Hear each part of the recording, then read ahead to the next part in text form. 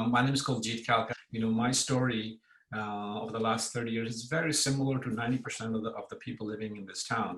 They worked in tech and they raised a family here.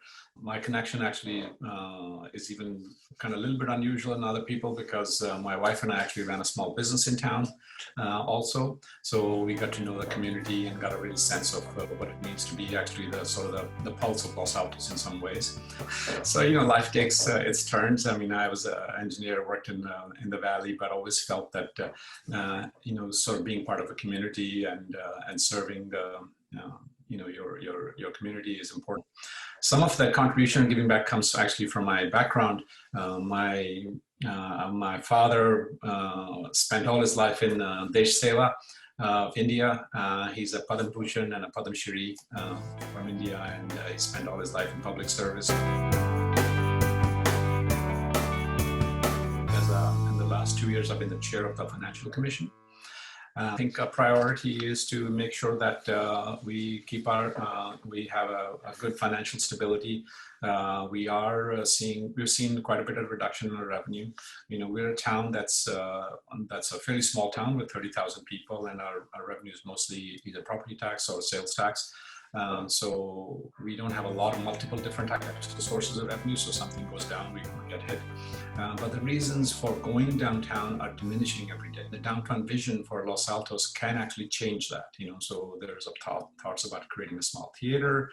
There's thoughts about having other venues and reasons to go meet people, just go for a stroll.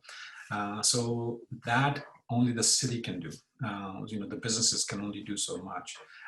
And I think that conversation needs to start now, because in the next decade, it will be pivotal whether Los Altos retains its character of being charming and wonderful and attracts the people who like that kind of life, or it gets relegated to being like a bedroom community where people just have nice houses, but they have no sense of community or belonging to the town.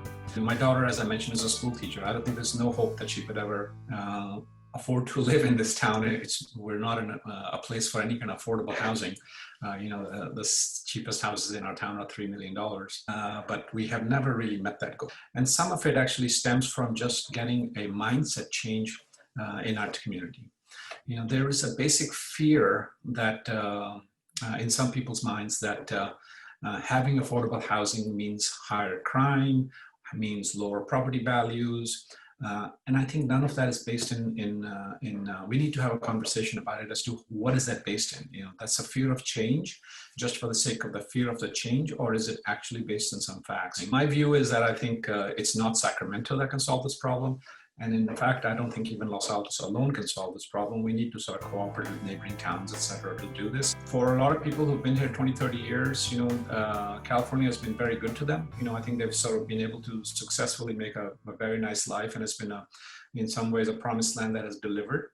So I think the Indian diaspora, I think, feels fortunate and wants to give back.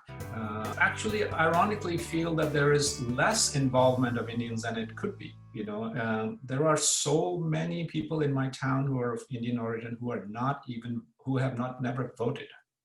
That first generation immigrants have very low voting record. The percentage of first generation who think that their vote will matter they just have not gotten that into their mindset. And I would encourage people to sort of, take that more seriously, vote, national level, state level, of course, city level.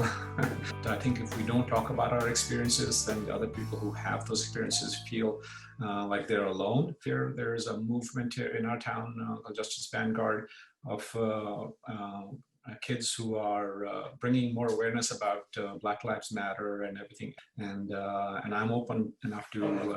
So I was able to have a fairly frank conversation with them about my experiences in racism.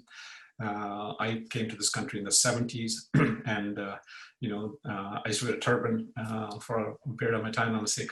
And so there was a lot of, so I had some experiences that I could share with them. So I think they felt some solidarity with me.